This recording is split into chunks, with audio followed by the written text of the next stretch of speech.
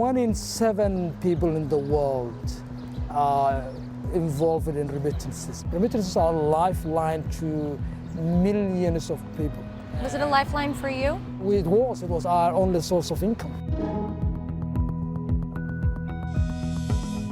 Growing up in Somaliland, Ismail's family depended on remittances.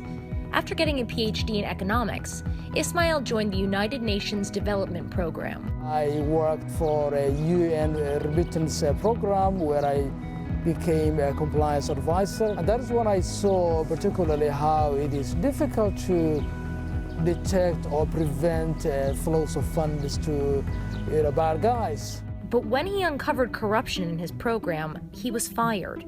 He was later awarded a £200,000 whistleblower settlement, which he used to start WorldRemit. I used that learning and experience within the UN system to build a platform that we think is enabling migrants to send money conveniently and at low cost, but at the same time make sure that the bad guys don't use our network. So your experience in the UN, you saw the abuses that were happening with remittance payments. You're also saying that in the digital age, it's actually easier to prevent abuse. Yes, easily, because a lot of the traditional money transfer companies rely on independent agents. There is no audit trail, so if you hand over cash to a convenience store, nobody knows where it came from.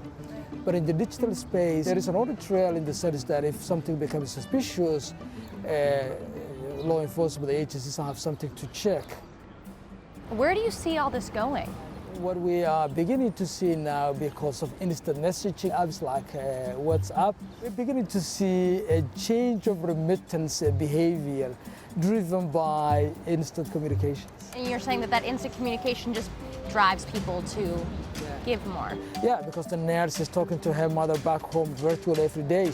If the mother needs to go to hospital tomorrow, travel to somewhere, and often she is happy to share with smaller amounts. Historically, that wasn't possible because there used to be very high minimum fees, often starting, say, $10. Increase in frequency of payments is actually then good for your business model too, because you're saying you take fees on every transaction. Yeah, smaller fees, obviously, but some of the migrants actually sending more money than what they would have normally done. Right. Because now, it's easier to do. We expect as much as 60% of remittances to move to digital, to apps. And right now it's 10%. Less than actually 10%. I think here, Venmo does something similar in the US.